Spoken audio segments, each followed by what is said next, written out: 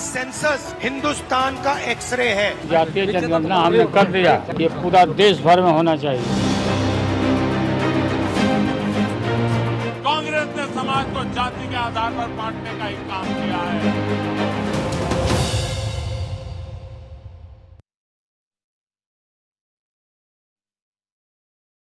जाति, पाति, धर्म और कर्म, यही तो 4 शब्द हैं जिनसे भारत चलता है और भारत की सियासत भी। और ऐसे में जब समय हो चुनाव का, जब देश में चुनावी मौसम चल रहा हो, 5 राज्यों में विधानसभा के चुनाव होने वाले हों और 2024 में लोकसभा के चुनाव सिर पर खड़े हों, पूरी राजनीति इसी के इर्द गिर्द घूमती नजर आती है। और इसके एक तरफ प्रधानमंत्री नरेंद्र मोदी के नेतृत्व में एनडीए गठबंधन और दूसरी तरफ नया नवेला इंडिया गठबंधन। 24 के लिए दोनों गठबंधन की सियासत की धुरी ट्रिपल आर पे टिकी हुई है और आज के पॉलिटिकल कॉरिडोर में हम इसी ट्रिपल आर को डिकोड करेंगे। नमस्कार, मैं हूं अदिति नागर और आप देख रहे हैं पॉलिटिकल कॉरिडोर। 23 और 24 की चुनावी पिक्चर को समझने के लिए मैं आपके लिए ट्रिपल आर का एक खास पोस्टर लेकर आई और आपको इस चुनावी पोस्टर को ध्यान से देखने और समझने की जरूरत है। शायद तभी आप समझ पाएंगे कि पार्टियों के लिए दल हित ज्यादा जरूरी है, ज्यादा बड़ा है या देश। RRR यानी राम, राष्ट्र और रिजर्वेशन। सबसे पहले बात करेंगे राम की, जो पर्याय हैं हिंदुत्व के। हिंदुत्व फिर से एक बार बड़ा चुनावी मुद्दा बनने वाला है। प्रधानमंत्री नरेंद्र मोदी और बीजेपी अपने इस सबसे मजबूत वोट बैंक को हर हाल में बचाए रखने की रणनीति पर काम कर रहे हैं। वो किसी भी कीमत पर इस वोट बैंक को छिटकने नहीं देना चाहते। आपको उनकी रणनीति का अंदाजा इस बात से आप लगा सकते हैं कि अगले साल 24 के चुनाव से ठीक पहले जनवरी में राम मंदिर का उद्घाटन और उससे पहले उसकी भव्य तैयारियां शुरू हो चुकी हैं। सवाल यह है कि क्या इंडिया गठबंधन 24 में हिंदुत्व के इस वोट बैंक में बंटवारा कर पाएगा? अब बात दूसरे आर की यानी राष्ट्र की।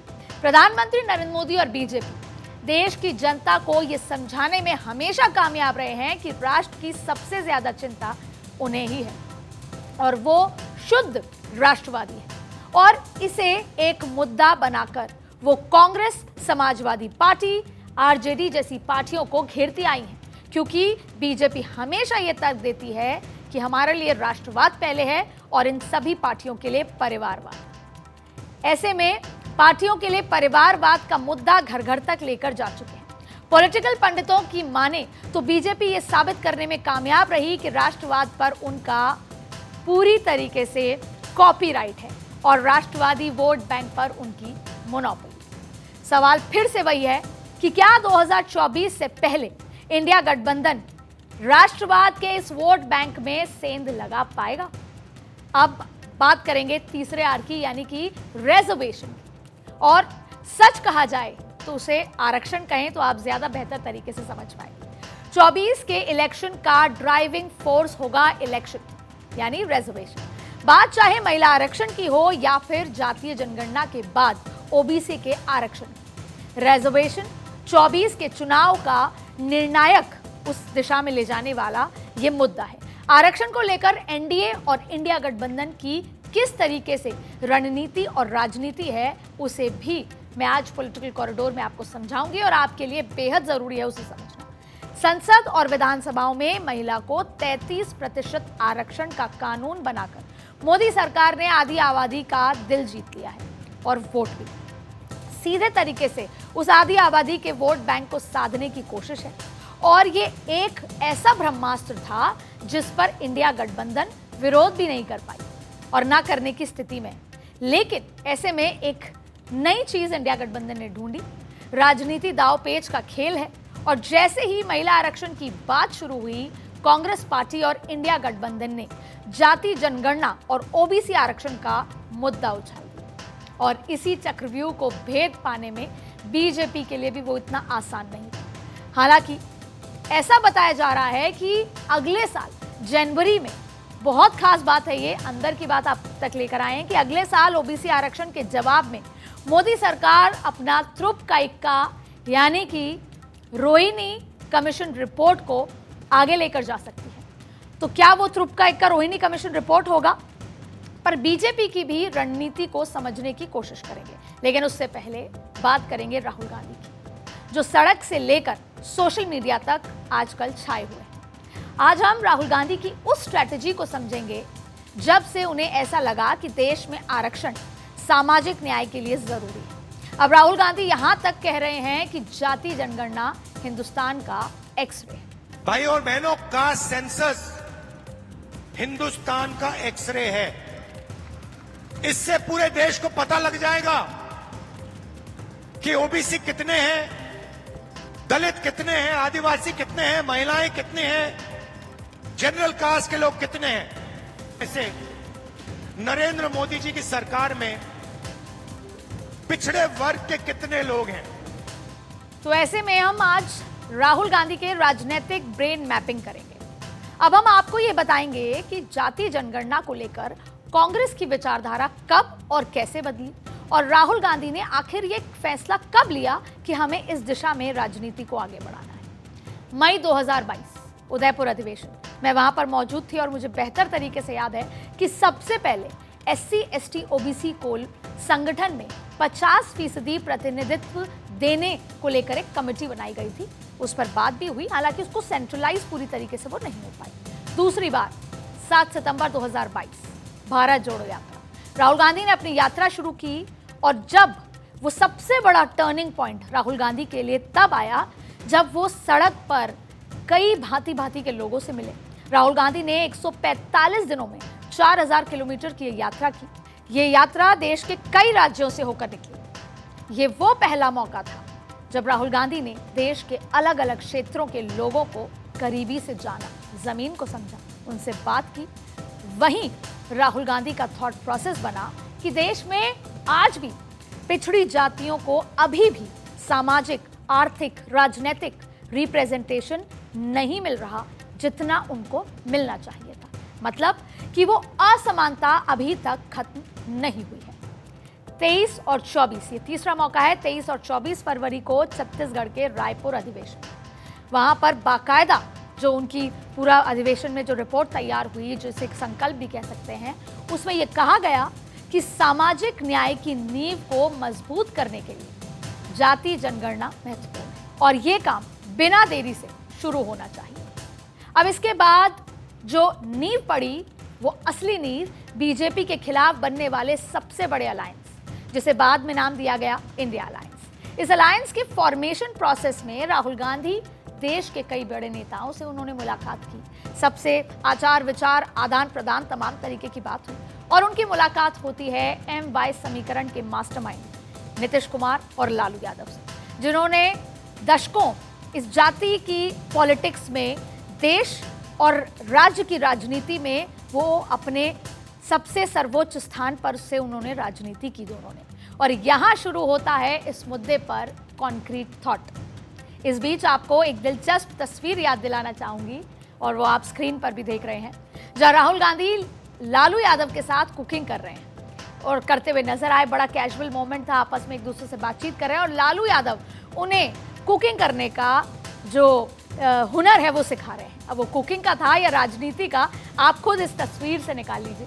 ये सब कुछ अलायंस बनने से पहले हो रहा था। लालू यादव जो आजकल राहुल गांधी को आगे बढ़ा रहे हैं चेहरे के रूप में, जो MY समीकरण कास्ट के मास्टरमाइंड, इक्वेशन, इस तरह की इक्वेशन, सोशल इंजीनियरिंग के सबसे बड़े नेता खिलाड़ी माने जाते हैं, जिन्होंने जातिगत राजनीति के रथ पर सवार होकर इतिहास में कई बार जीत भी हासिल की।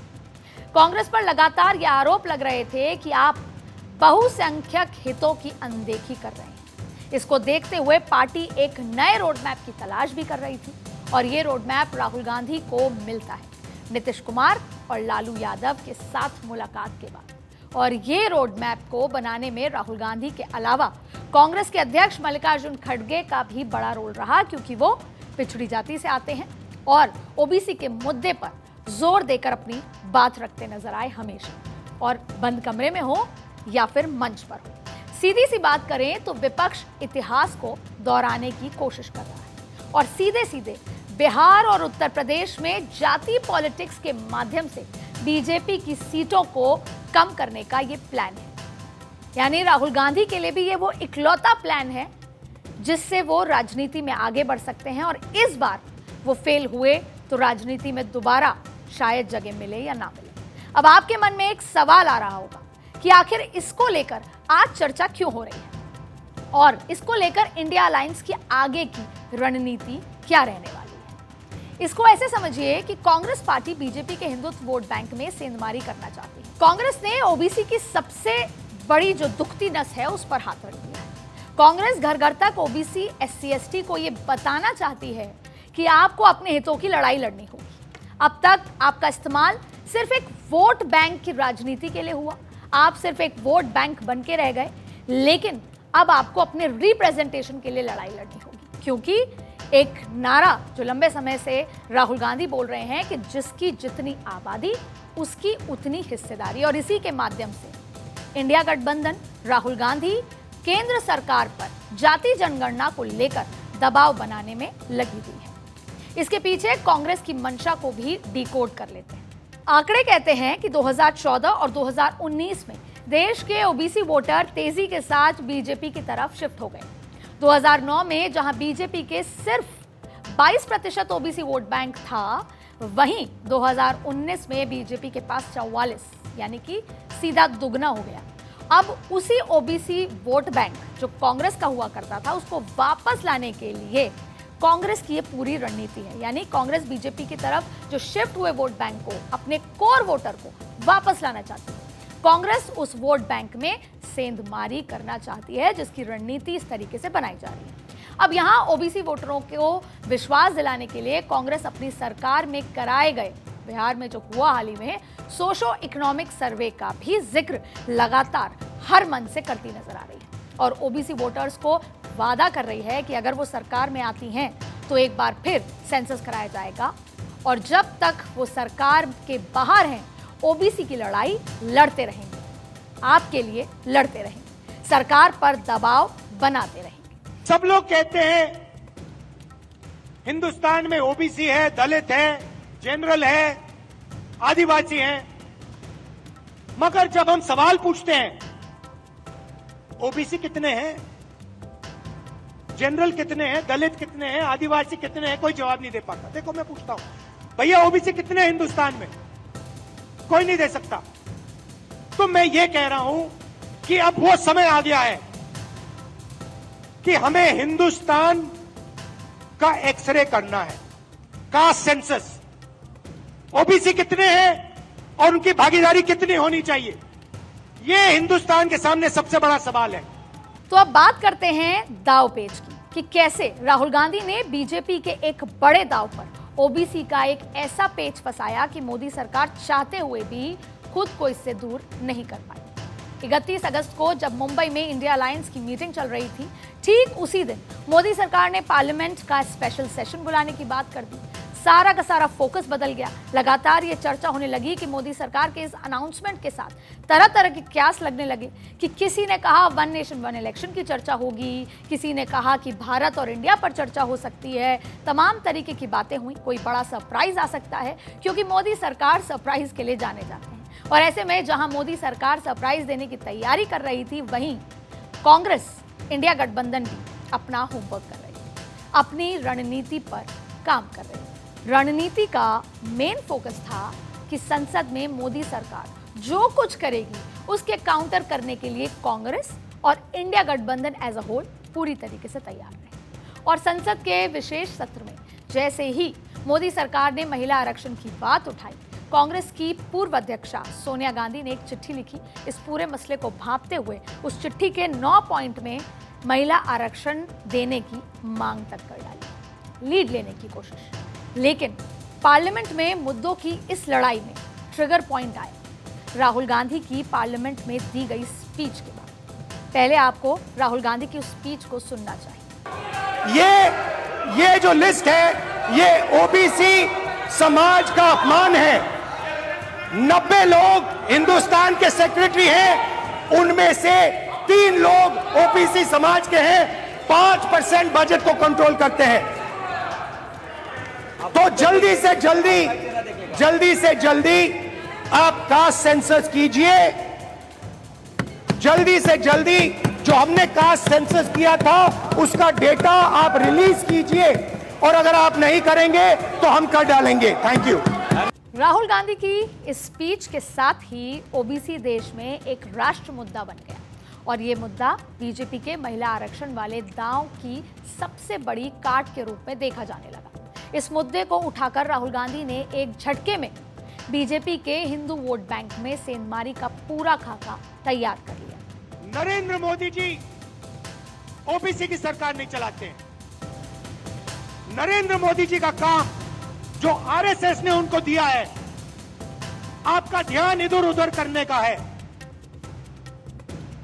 नफरत फैलाने का है, हिंसा फैलाने का है।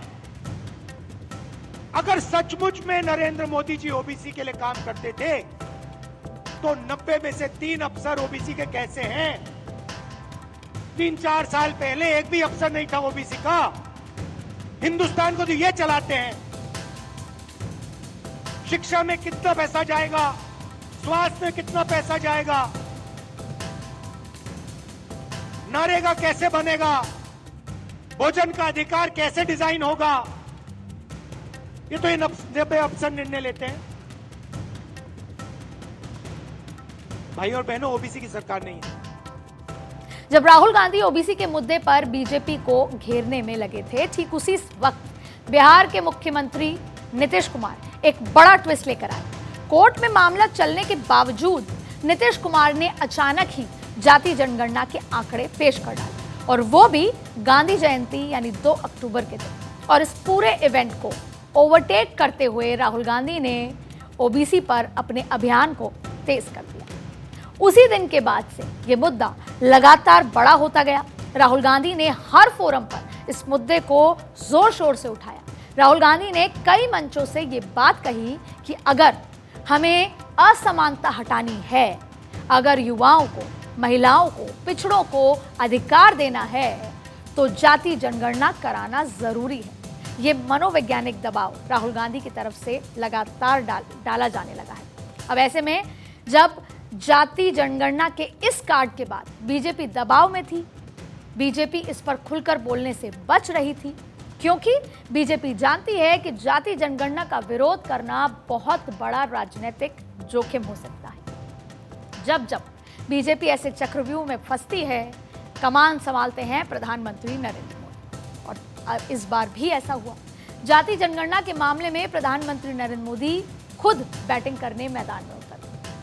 यहां से कहना जरूरी है कि बीजेपी की इस रणनीति से दूसरी पार्टी को भी सीखना चाहिए कि जब भी कोई बड़ा मुद्दा आता है, कैसे प्रधानमंत्री नरेंद्र मोदी खुद मैदान में उतर जाते हैं और सामने वाले के दाव को कैसे पलट कर रख देते हैं। सबसे पहले आप प्रधानमंत्री नरेंद्र मोदी का बस्तर का वो भाषण सुनिए, जहां से जाति जनगणना पर सवाल उठाते हुए उन्होंने कांग्रेस की बंटवारे वाली पॉलिटिक्स पर हमला कर दिया। मेरे परिवारजनों, कांग्रेस के दशकों के शासन ने देश को सिर्फ गरीबी दी है।